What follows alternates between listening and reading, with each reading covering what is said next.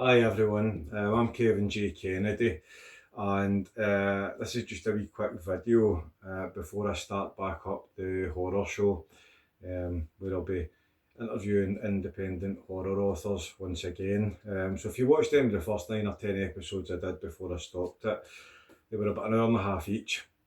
It's quite long, took up a lot of my time, took up a lot of time with the authors, and it's quite a long time to sit and just sort of watch a podcast if you're busy. So when I start it back up, it's going to be 30-minute episodes and just be a wee snippets, but some authors might be on more than once. I spoke to quite a few authors that would like to come on, so I'll be starting back fairly soon. But before I started, I want to do some quick videos about some rare books. Some authors that I grew up really loving are no longer with us. So obviously can't have them on, but I'd like to talk about some of the books I have from those authors, especially the rare books, the limited editions, things like that. So the horror author that got me into reading was Richard Laymon. I was about 14, I think, maybe 15, and I found a book called Darkness Tellers, which is about a Ouija board. I had to read a book for a school project. It was the first adult sort of big, massive, thick book I picked up, and I devoured it. And after that, I just started reading everything that Richard Laymon had written. Because of that, I started picking up sort of limited edition rare books that weren't available as mass market. It was published by Headline, I think, done all these books in the UK. While he was alive, I think he done better in the UK than he did in America.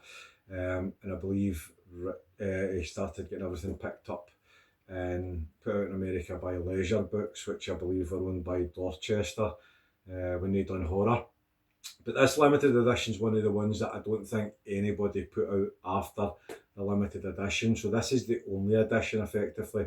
There was 2,000 copies done, and it's Richard Laymon's Once Upon a Halloween.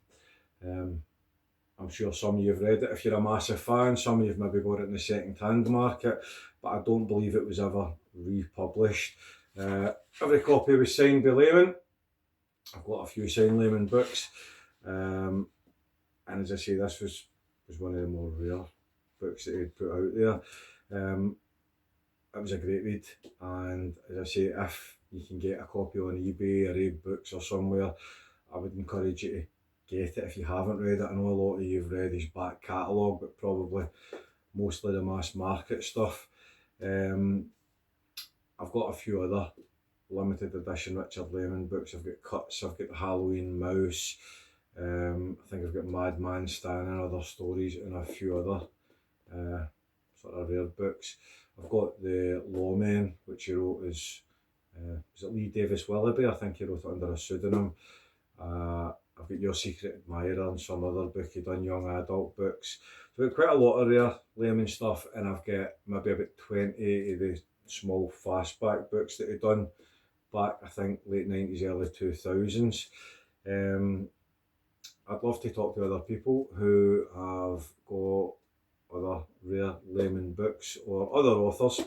I've got a load of sort of limited edition stuff that'll come on and just show you maybe newer readers that may not have seen them. But if you collect limited edition books, I'd love to hear from you. I'd love to hear what authors you've got, what books you've got, and I'd love to have a chat. Thanks.